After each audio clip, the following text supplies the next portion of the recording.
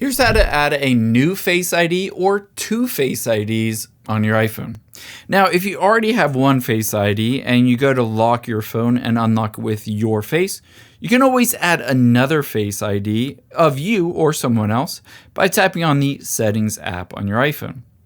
Now, within the Settings app, we're just going to tap on Search and search for Face ID and choose Face ID and passcode. You will need to enter in the passcode that you use to unlock your phone. So let me just do that real quick. And now one requirement is that you need to turn on Use Face ID for iPhone unlock.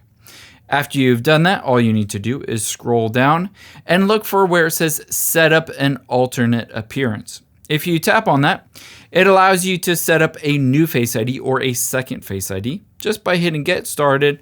And then again, just putting your face in front of the camera and then just moving it around just like that. And you can see I've set it up. However, if you don't see that, all you need to do is scroll down and choose Reset Face ID and then set up the new one in addition to the secondary one right away. I hope this helps.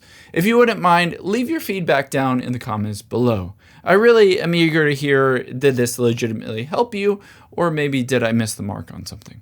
Thanks, guys.